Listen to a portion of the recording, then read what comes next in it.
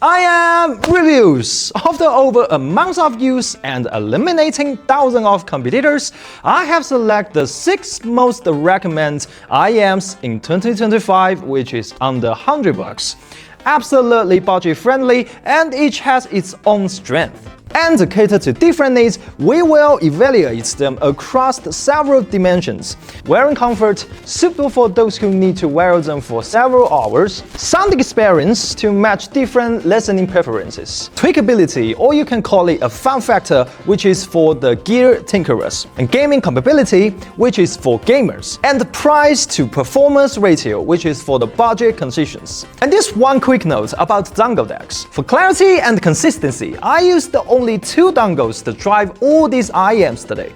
First one is the LiveMe HD1, which is very powerful drive, and the second one is EPZ TP35, which has very good control ability. If I recommend pairing on the IEM with HD1, it means that IEMs need more power to drive. And conversely, if I recommending you use a TP35, it means that this IEM is very easy to be overdriven.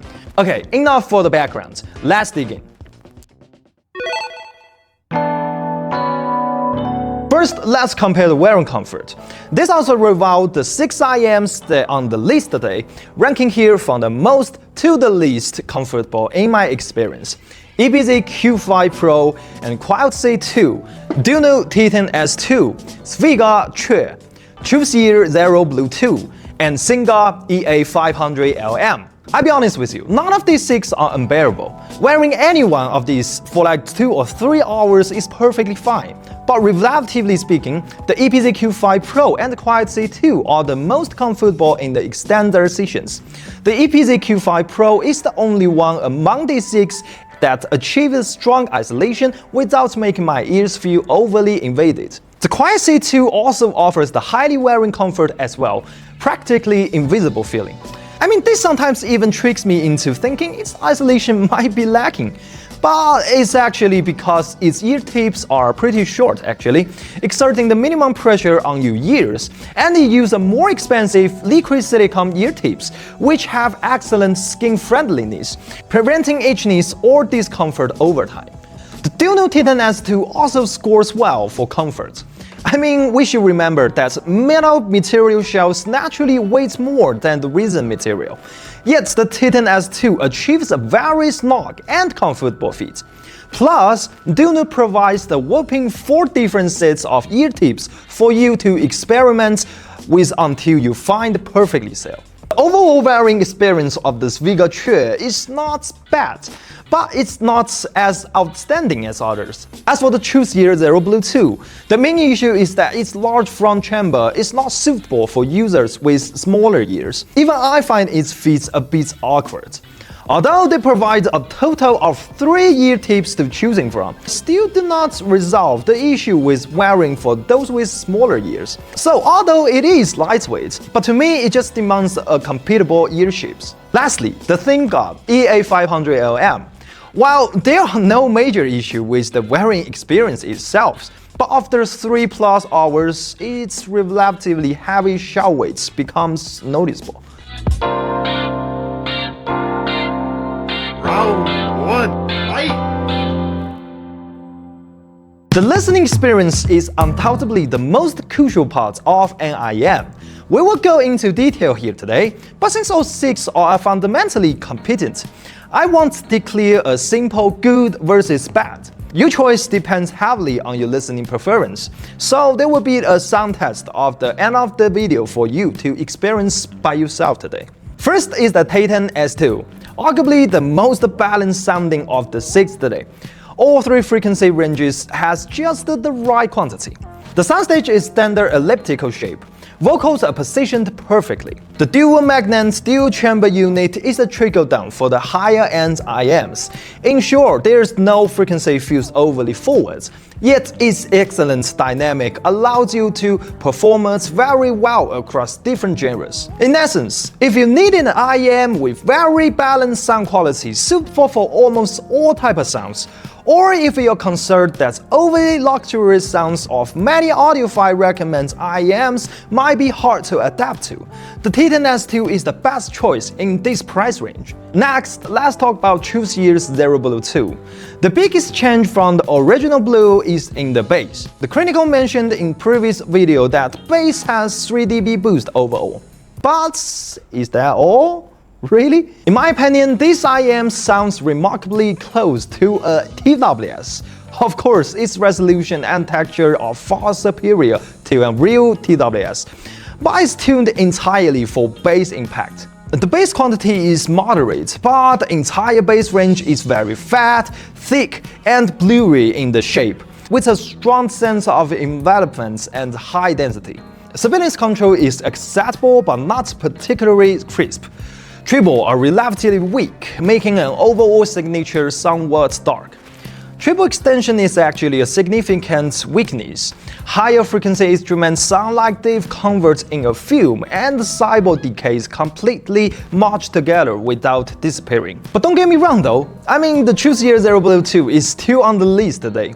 One major reason is that Choose Year actually provides plenty of ear tips choices, which means we are only describing the default sound here today, and ear tips can actually alter it.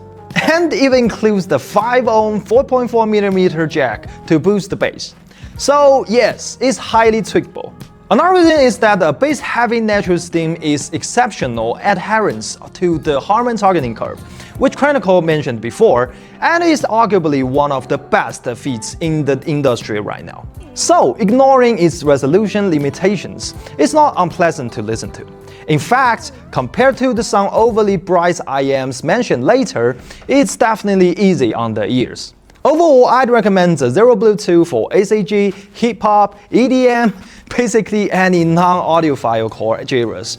You will get a satisfying experience. Next, let's talk about the Syngop's legendary EA500LM. Despite being on the market for nearly 2 years, the EA500LM still hooks its ground in this price range. Its signature luxury sound quality is a pleasant surprise for almost hi-fi beginners. Bass quantity is moderate with a tight rebound. Mid-range isn't too forward, sounding useful and lively. Sibilance control is good enough. Treble is bright with neutral extension, a wild soundstage, and impressive atmosphere. A classic V-shaped tuning. And of course, it has its drawback. When playing certain complex arrangements, you may feel some harshness, as if a driver's performance is being pushed to its limits, with a high-frequency blending together, excessive overtones, and a slightly piercing quality. Precisely because of this, the next IEM I will discuss feels like it's about to unseat the EA500LM entirely. I actually got this one quite late, but its performance almost made me remove the EA500LM from the list even. The Quiet C2 from the Rosa Sosa. This is absolutely a new killer product in the sub-$100 range. Its tuning style is very bright and fresh, and its sound quality naturally brings to mind the once dynamite, the EA500LM. Yet the Quiet C2 achieved performance comparable to or even surpassing the EA500LM at only 2/3 of the price. Bass-wise, it offers excellent texture, full rebound, and clear definition, feeling dynamic rather than muddy. Mid-range vocals are centered, with good depth in the soundstage. A gentle slop between 1K to 3K Hz gives a vocal strong emotional impact. They don't need to be in your face to deliver a powerful punch. Sibilance control is good, capturing vocal grit without excessive harshness. The overall vocal tone seems useful. High-frequency instruments are brilliant and opulent. You can even feel the tension of the jazz snare drums head-on purely on the tracks. Treble reproduction is very accurate, and ultra-high-frequency extension feels natural. In this regard, it is essentially an upgrade over EA500LM. While the EA500LM has similar technical capabilities, it becomes noticeably harsh and distorts when high-frequency instruments resonate strongly. The Quiet C2, however, feels like gracefully skirts the edge of the brain's tolerance. Just as you've seen potential sharpness, it smoothly pulls back. This is added by its excellent lateral soundstage. The Quiet C2 sounds incredibly open and immersive. Separation is also on par with EA500LM, perhaps due to the similar drive tech. Combined, this keeps your attention evenly distributed without being hijacked by any narrow frequency bands. Overall, the Quiet C is an exceptional performer. You will find yourself naturally wanting to use it to explore the various musical genres, whether it's jazz, ACG, or rock. It delivers impressive performance across the board. Its only downsides are the lack of extra ear tips options and its low independency, making it prone to being overdriven by some dongles. For the best result, pairing it with well-controlled dongles, such like EPZ TP35. Come on next, the SVIGA QUE is some tuning focused on the mid-bass and lower mids, with treble leaning towards clean and slightly cold. The bass isn't thick and blotted, it's tight, punchy, and powerful. Vocals have neutral advantage with male voices, but the female vocal also sounds impressive. It provides a calm, precise feeling overall, despite not being an BA driver-based IEM. I gotta say, its bass is seriously satisfying and completely free of boominess. A very high-quality low-end experience. So, this IEM is great for fans of hip-hop or EDM. Listening to Kendrick Lamar or J. Cole, it's lit. And lastly is the EPZ Q5 Pro. This IEM sound is comparatively less attention-grabbing than the previous vibe. The tuning is conservative. Energy in the mid-bass and lower mids is actually a little bit lacking. While this creates an open soundstage and airy atmosphere, it also lacks the emotional weight, sounding somewhat pale and thin, especially for vocals. That being said, its sound is generally clean and bright, offering a good value. Well, interestingly, EPZ officially recommends pairing the Q5 Pro with a TP35 dongle deck, which is also made by EPZ. But in my experience, it actually benefits from being slightly overdriven by a more powerful dongle deck, which elevates its sense of grandeur.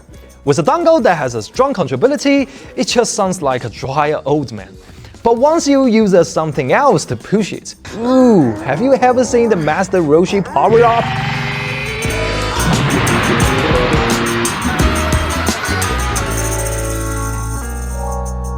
Round 2, fight! This category is straightforward, judged mainly by included accessories. So, the undisputed number one goes to the Titan S2. 4 types of swappable ear tips, and if you're unsure about 3.5mm versus 4.4mm, do notice try them both, and includes both of their cables. The number 2 goes from the EA500LM. Rare in this price range, it features swappable tuning nozzles. These two have secured the top spots, but honestly, it might as well not exist. As we discussed earlier, the EA500LM lives and dies by its treble. You don't even need two measurements, just look at the same gut size. The other 2 nozzles both increasing the treble. Bro, unless you are really a treble masochist who needs the sibilance to survive, I advise against it. The rest of them are, well, equally disappointing in this regard. Only the Zero Blue 2 offers the slight edge from its multiple ear tips and mic equipment cable options. The others have fairly basic accessory sets.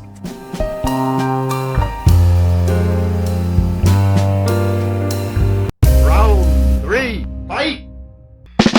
First, let's clarify the requirements for meeting gaming needs. Comfortable feet, sufficient bass boost for immersion and explosions, decent treble separation for the footsteps and other details, and wild soundstage for positional awareness. With applying these standards for today's IEM models, the answer becomes clear. The juicier Bluetooth stand out first, with exceptionally thick, low frequency, and crucially the option for microphone, which is totally made for gaming. Next is Taisei 2, which has a wow soundstage, indeed, sufficient separation across all frequencies, and is very comfortable to wear. A great choice for an hi-fi gaming IEMs. And I've heard them plan to release a version with a microphone in the future, which will make them even more suitable. Another option is the EPZ-Q5 Pro, which also has a wow soundstage and is very comfortable to wear. However, the issue is that if you connect the IEM directly to your motherboard's audio interface, its power output will be insufficient compared to the Taisei 2.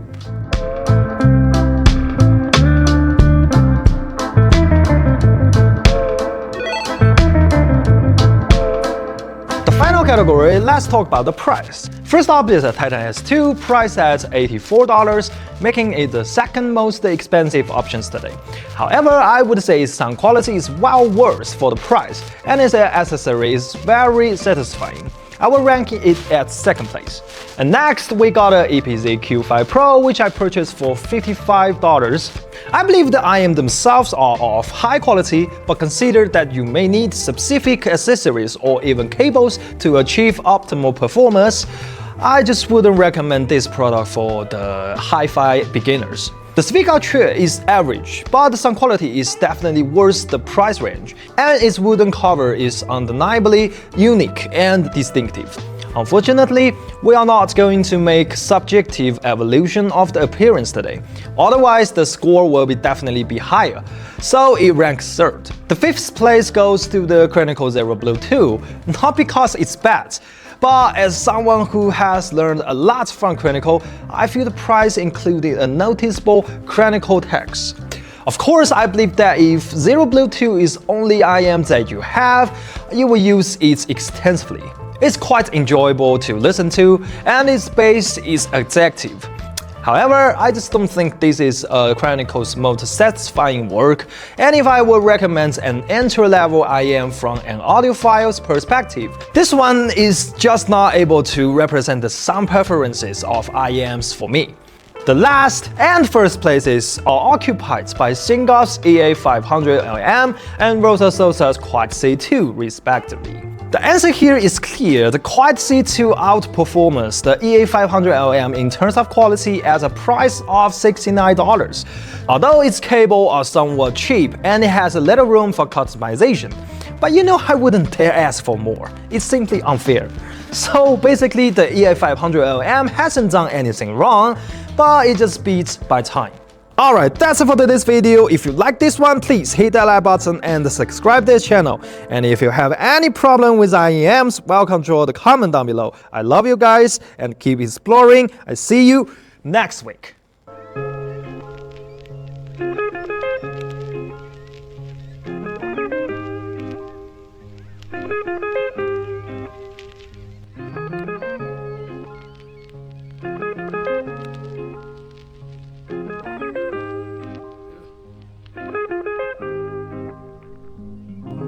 Make your choice, make your choice. I don't force you to run. Life's just a one-way ticket. Forget about the push. Forget about the posters. Ain't no better off than you. Even though it sometimes seems so. They ain't playing nothing new, no. I take a hit to make it all loose. No one here forces you to choose what to do. I don't. It doesn't matter if you just lose. Believe me, can enjoy the good. You see.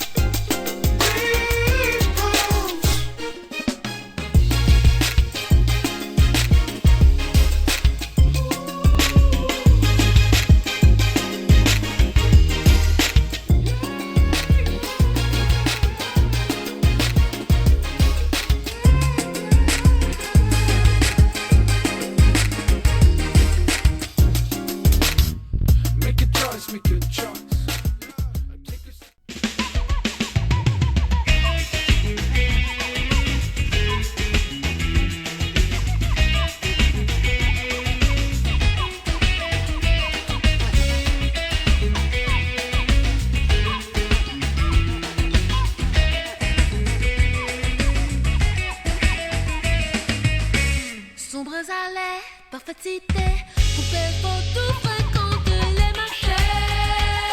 Ouais. Inoubliable, incroyable, mon cœur vibre peut pas t'éclater. Une palpitante contre-allée dans cette ville brumeuse, inexistante normalité qui meurt les âmes peureuses. T'as rien à craindre, t'as rien à craindre, t'as rien à craindre, viens nous rejoindre. Certains pourraient se sentir mal à l'aise, mais j'en ai vraiment rien à faire. Ceux qui se retrouvent dans cette hypothèse, ne comprennent pas comme j'ai souffert.